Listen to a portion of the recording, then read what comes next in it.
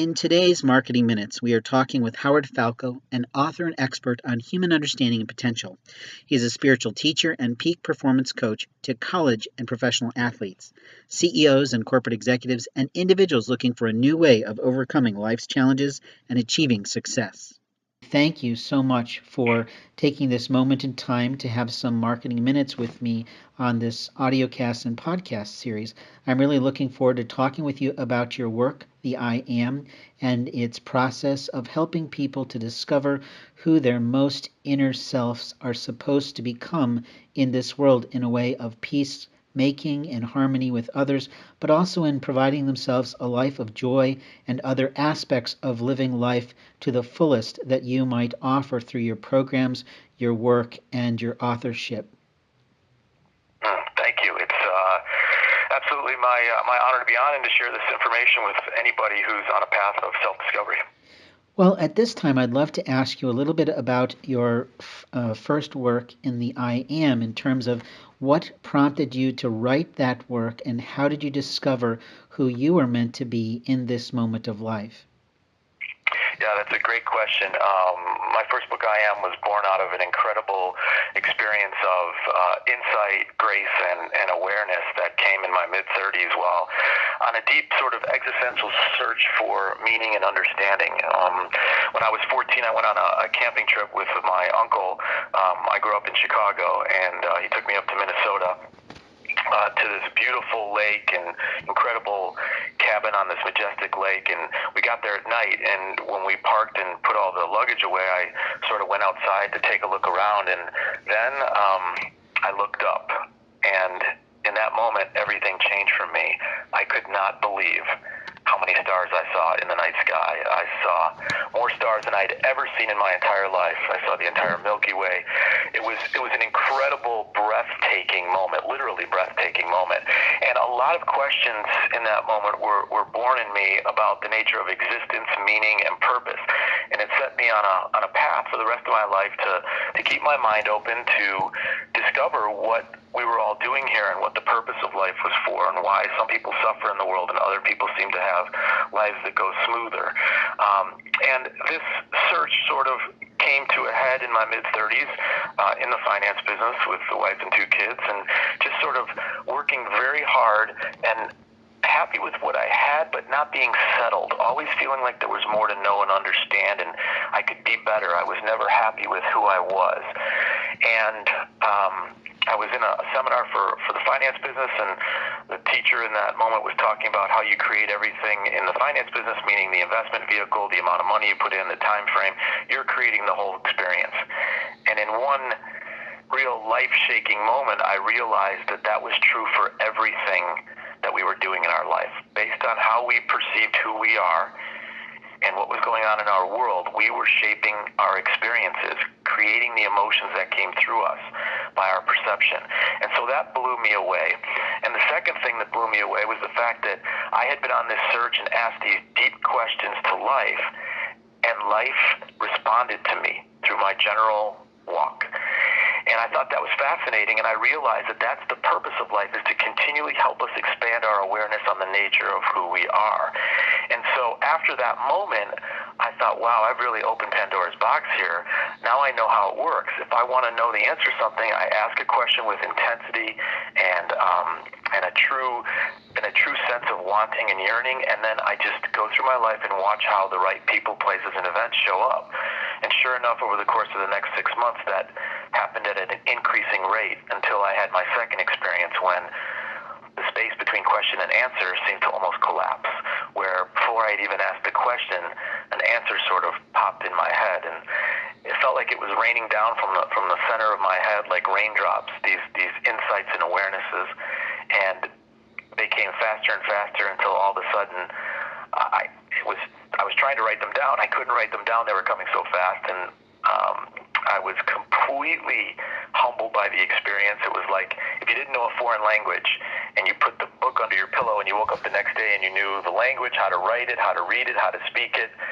That's what it was for me on the nature of existence and creation. And I was extremely humbled by this, and I thought, I have to dedicate my life to sharing this and letting other people know how this works to help alleviate suffering.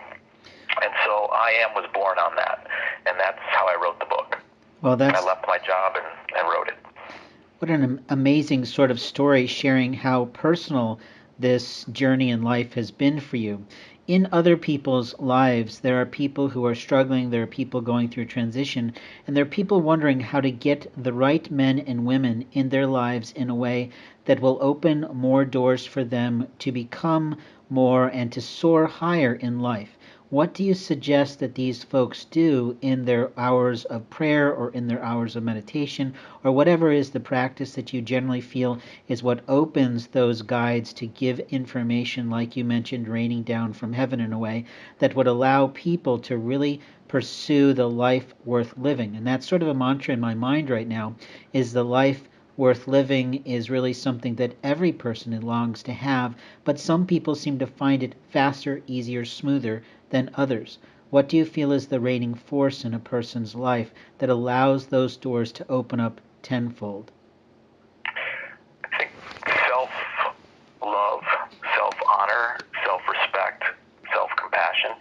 And I don't say that lightly. Those are big things, and a lot of people don't realize how much their upbringing, their nurturing, their genetics, and their personal experience has played a role in preventing that kind of appreciation and self-respect. And so there's sort of a lack of the feeling of good enough, or the lack of a feeling of worthy enough for these experiences that are hidden in the subconscious. And it causes people to get into situations and experiences that actually validate the negative. Because life is always trying to help you to experience your truth, good or bad. So what I offer people is the path of self-reflection, where they can uncover the truth about who they are. They can see more of the quote, this is going to throw out a big word here, but they can see more of the perfection of who they are. They can see how so many of the things that they have believed about themselves that were negative are truly lies, that were never true, but believed as true for so much of their lifetime, and created a lot of the suffering and the choices and the energy they put out that created those circumstances. So they can liberate themselves through an understanding of who they are. And that's really what the whole book and all my work is dedicated to, is people being able to see more of the truth of who they are. Because the more they can come to an experience of self-honor, self-respect, and self-love, the more they will attract that into their life through the people that they connect with, their significant other, and the doors that open or close for them. In your practice, which you are showing people online and offline through the work that you do every day, how might a person really progress quickly through the various stages that you profess to share with people so that they make a real difference in their lives in a fast, efficient manner? Is there some sort of point of humility point that they have to get to be ready to break, to be able to go forward? Or do you feel like that people are openly, genuinely ready to transition into something more in life? What has been your experience in working with so many people to help them discover more of who they are internally, but also produce what they can become externally? Each person is different, and it depends on their level of faith versus fear. And what I mean by faith is faith in themselves and faith in a life that is supporting them infinitely. We were all birthed into existence out of this universe. Why would this universe, or why would God, or why would life not continue to support us on this journey? It's right. What life does. So I guess my answer to that is every single person is different based on their level of readiness. And a level of readiness comes from a level of faith. It comes from a strong will that's ready to embrace the information, and it's ready to put fear aside and step into what is not known, which is, to a lot of people, this may sound surprising, but love and joy and happiness and things that are good and enlightening are not known to a lot of people. And so often what is not known is feared. But when they can have enough faith and enough will, they'll open to the information. That's a very interesting idea, that people have to be readily able to love others in a way that allows themselves to be loved in their own right. Sometimes people have birth families that are totally unsupportive of who they are as men or women in the world, and that sort of hinders them psychologically, or sometimes happens to hinder them in legal means and other ways that the individual is not even aware of as of yet. But in life, there are men and women out there that practically go after harming other people instead of lifting them up. What do you say to those types of people who have not understood that their role is not to harm others in life? Well, if they're not open to listening, you can't really say much to them. But you can make a choice as to whether or not you want to have them in your circle of existence.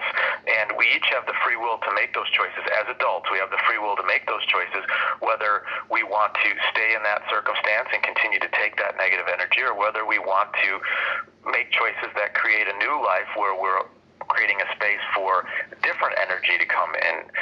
But I do want to make a comment, Blake, on something that you said, that you have to love others in order to love yourself. It's actually just the opposite. You have to come to a love and acceptance with yourself so that you can find that love and compassion with others. That's the pathway to the experience. And once you do that, you give them, without putting yourself in harm's way, let me justify it by that. You give them the opportunity to experience the love and the compassion that you're offering them, to see if it can change who they are, or if they're open to changing who they are. And if they're not, through that energy that you're putting out to them, then you can make the choice to move away from that experience and to move into a different experience that can be more conducive to what you're trying to create for yourself. Practically, it sounds like you have a lot to give people in your seminars and in your advising roles that you play with people. Can you tell us a little bit about how you help people in the one-on-one aspects of your work and your daily profession there in Arizona? Sure. Yeah, well, the one-on-ones are very specific to each individual's path. So we go through where they're at right now, what they're looking to achieve, and what they feel has prevented them from getting there. And then we sort of dig into how the path has been created to this moment, not by anybody's fault, but just by the fact of what has been, based on the total level of awareness that that person has had at every moment of their life, doing the best that they can at each moment. And then we go into a process of self-healing and self-compassion where they see that they have done the best they can at every moment to this point. And then we work on the energy that's most conducive, the thoughts, the feelings, to focus on moving forward that would shift the probabilities to the greatest potential of the outcome they're looking for. So it's about, one, understanding how you got here, two, understanding what the best energy is to move forward, and three, focusing the intention on who you want to be and what you want to create, and then trusting the process. Sounds like in life many people are really going it alone, but do you feel that other people play a vital role in how a person soars and goes farther in life, or do you really feel it's something that a person produces in their mindset first and then it all comes into play? What do you feel on this sort of thing? Yeah, I think the latter is probably more, it's whatever your intention is and whatever your truth is going to attract the other people in your life. And if the intention is from sort of a higher mind and a higher thought of who you are, and when I mean a higher, I mean more compassion, more love, more sense of worth, you're going to bring in people that are going to help support that journey. Ultimately, you're driving the bus on your experience, so you're the ultimate authority on getting things done. But the world is here to help you achieve that intention, especially and much faster and in a much more beautiful way when it's done from a place of love for yourself and for the world. And so in other words, when you're doing something that benefits you, which is fine, but also is a help to mankind in some way, or humankind in some way, versus more of a narcissistic or ego-based attitude of creating just for the self only at the expense of others. That road ultimately, I think we're seeing a lot in the world, is ultimately leading to a lot more suffering. So we're learning that we can create who we are, and it can benefit ourselves, and if it doesn't harm anybody, and it's, in some ways maybe helpful to others, that's most conducive to today's world. I guess I'm sort of open to this concept that you're talking about in the way that people help others to go farther in life, but at the same time, there are people that hinder others to go farther in life. And I guess I'm sort of wondering, how does an individual openly select the right people to have in their life for marketing them or producing them or giving them opportunities in a way that provides service between one another? Because in life, our entire goal, I sort of feel, is to serve others in honorable ways and help them to get a little further along life's road. And how does one select the right people? Because a lot of people say a lot of wonderful things, but in my experience, I've called a lot of people on helping on different projects, and I've been surprised at how many people totally miss the sales opportunity, or maybe they're selecting out of it. It's sort of hard to tell. So in your faith-based work, how do you openly choose who you're going to work with and who's going to help you go on further in life?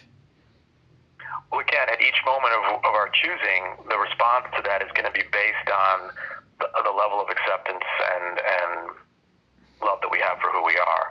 It's going to match that or show us a reflection of that. So, or it's just, that's one possibility. The other possibility is simply that there's something we're missing in our understanding of what we're trying to do and how other people are going to respond to it.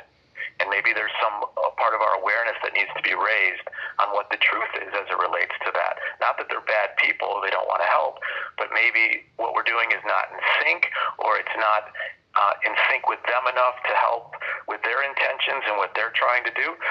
And we just have to accept that and move on. Ultimately, we'll find the right people that are looking to do the same things we are and that understand what it is that you or I are looking to do in the world. So you have to have enough faith to not judge people for how they respond, but to simply say, learn from it and move on and continue to forge forward. And ultimately, with enough understanding, enough awareness, and eventually things come together, the right conditions come together. Well, practically, we only have a few more minutes left in our podcast and our conversation today, but I'd really like to thank you for all the incredible wisdom that you provided me and those who are listening to this audiocast in regard to how they might produce a life more worth living. In your final thoughts for us today, what would you like people to understand most about the work that you do and how you might really selectively help them to go farther along life's journey and path in the way that you've sort of achieved for your own life? What would you suggest for them as far as how they could interact with you on your website or through your seminars or other training series that you might have currently going on that people could really tune in and clue in to their own lives better in a more productive way? Sure. Well, first of all, I appreciate the kind comments. The first thing I'd like to just say in closing is that there is nobody that's more worthy of you, of anything that you're trying to achieve and accomplish. If you're willing to go down the road, if you're willing to learn, if you're willing to develop the skill, if you're willing to come to a place where you can see your own perfection. And I don't mean that in an egotistical way. I mean that in a way where you see that you've been doing the best you can your entire life, and you honor yourself for that, you respect yourself for that, and you're not going to blast yourself with any more negative thoughts, but you're going to continue to think from a positive perspective. I think your life can unfold in a beautiful, beautiful way. You have to give it some time and some faith in the process to let life retune to the new you, but self-reflection, self-honor, and self-love, which are themes of this podcast, is the biggest and most powerful factor towards the life you want to live. If people want more information on how to do this, I have 2 books out. My first one is I Am, The Power of Discovering Who You Really Are. And the second one is Time in a Bottle, Mastering the Experience of Life. Both of them are available at Barnes & Noble, on Amazon, or at any bookstore. And my website for further information on my private coaching work is howardfalco.com. That's Howard, F as in Frank, ALCO.com, where you can see some videos and more information about my work and my private coaching, which has my number if anybody's interested in calling and wants to do some private work. Well, this has been an amazing journey with you on today's podcast. I can't thank you enough for spending time out of your busy day to help me to produce something really wonderful for other people to listen to. Just wanted to thank you so much for your time, and I appreciate the words that you've shared with me right now. Absolutely. My pleasure, Blake, and thanks for doing this and for sharing with others what can help their lives. This has been Marketing Minutes with Blake Ensign of Blaze Communications LLC, an Indianapolis podcasting company. Thanks for taking time to listen in about Howard Falco. Please visit his website at howardfalco.com or give him a call for your help in coaching your life to a higher level of success.